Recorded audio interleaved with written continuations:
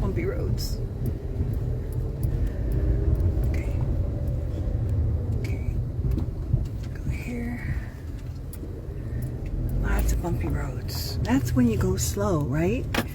I don't know about you, but lately everything is an analogy to me about life. That when it's bumpy, you just go slow. You take it easy. You don't be in a rush. You go slow. You take it easy. When we want our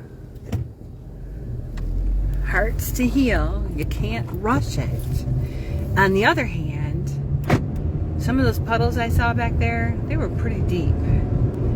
And there's that phrase, turn around, don't drown. We can use that for life too. Turn around, don't drown. So if you are feeling something coming up and you decide to go into it anyway without an escape route, you might get stuck, okay? And so we are here to help you get unstuck. And the only way that we can help you get unstuck is if you trust us enough to share your thoughts about what's going on, share your feelings. You don't have to go into extreme detail necessarily if you don't want to. Or if you want to write paragraphs, you can write paragraphs. Or if you want to do a live video and explain your situation so you don't have to type it out, that's fine too. But that's what this group is made for, is to help us get unstuck. We are really good at believing the same things over and over and over again and having the same thoughts over and over and over again. And if we're not looking at them, which I hope you were starting to look at them a little bit, if we're not looking at them, we can get stuck. And it can feel like quicksand, and we can feel like we're going under, and everything else can go to the side. When you have those days, if you don't want to get out of bed and you just don't want to do anything, that's not helpful for your life. So set a timer if you need to, but feel those feelings. Journal, write, just start talking out loud, pray, meditate, beat a drum, whatever it is you need to do to get those feelings out. Because I don't care what your politics are, and I don't care what your religion is. We are all, as humans, we all have feelings that come out, that need to come out. We all have thoughts about things that are going on. We all tend to point fingers at other people, thinking that they're responsible for our happiness, or they're responsible for our upsetness, or they're responsible for what we do. And that's not true either. The truth is, we are responsible for our lives. Us. We gave birth to these children, or we adopted these children, or we married into these children, but they are not responsible for us. We are responsible for us.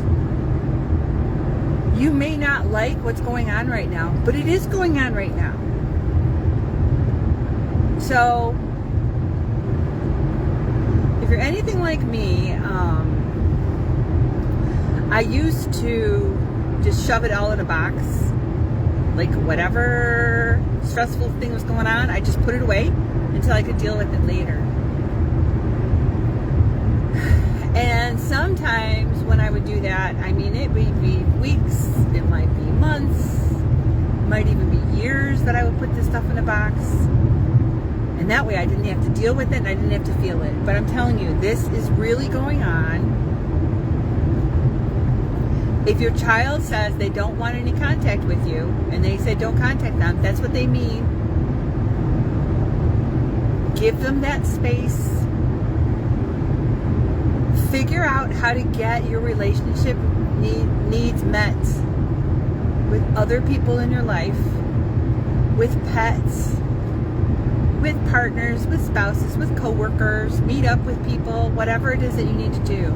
And if you feel like you don't have anyone that you can talk to, then go to a therapist or a counselor or a life coach so that you can get the stuff off your chest.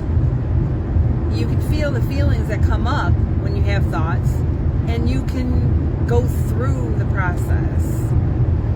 And there is grieving, there is anger, there is resentment, there sorrow, there is disappointment, there is discouragement, there is all kinds of different emotions that go on. There is a relief as well when you're able to let go of outcomes, when you're able to release them in love and say, I don't know what's going on in their life right now, but I'm willing to give them space. Apparently they need space. I'm willing to give them some space. When you can do it in love and not out of bitterness or resentment or anger, there is a relief that comes from that.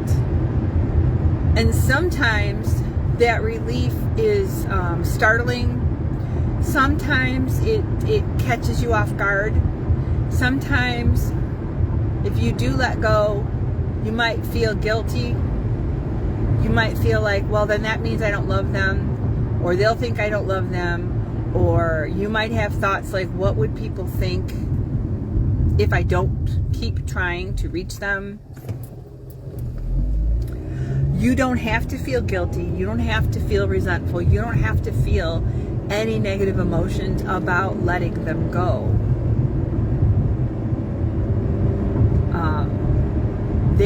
They ask for that.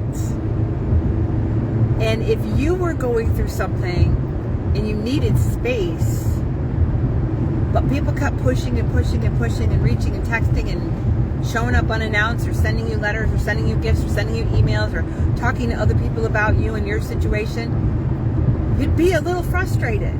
So I guess what I'm trying to say is that while we do not celebrate estrangement, I don't know anyone that celebrates estrangement.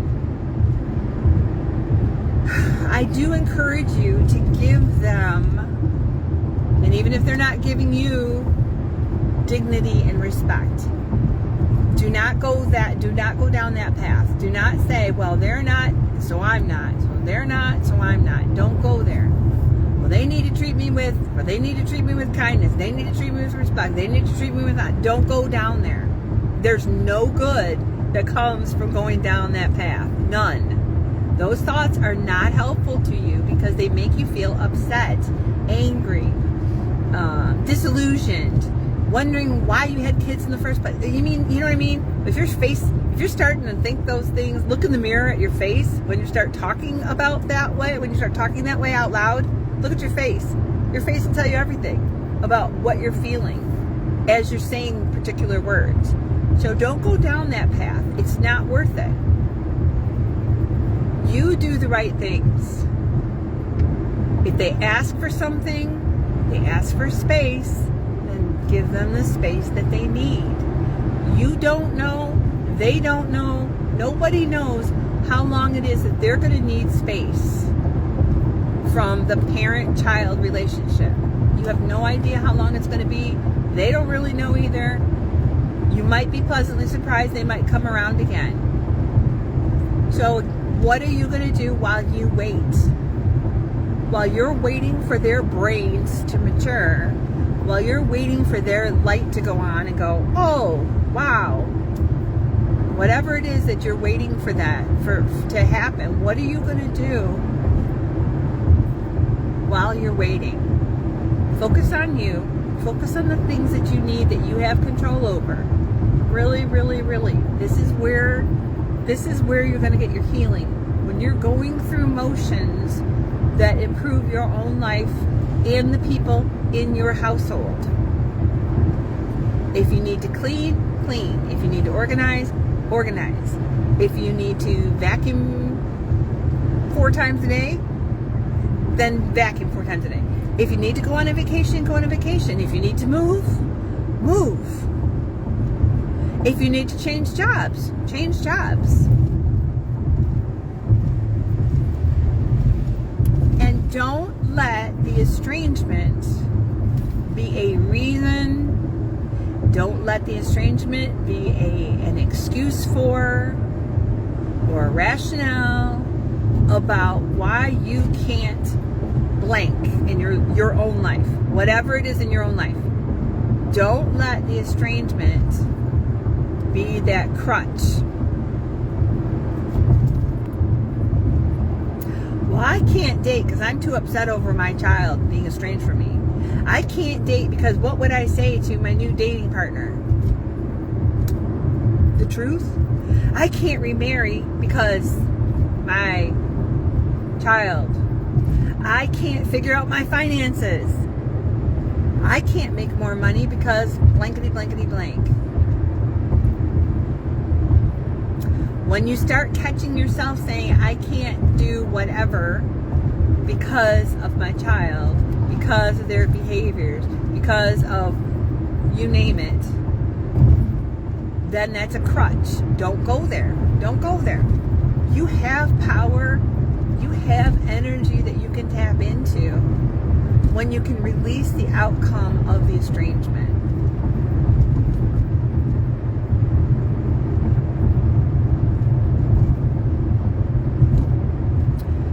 The outcome may be that they are estranged for 25 years. It's hard to say.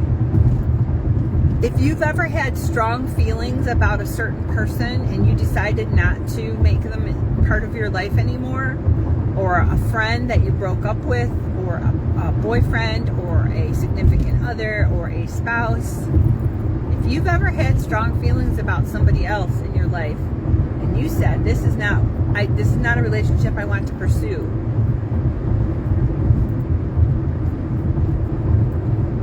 then that might be what they're doing right now as well. It's hard to say. We don't know that. But we do know what you can do. You can go to work. You can get the surgeries that you need. You can take care of your health. You can volunteer your time.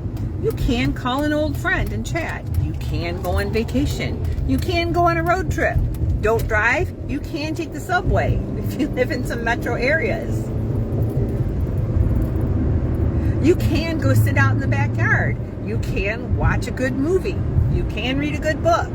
You can listen to the radio. You can write your memoirs. You can trace your family tree.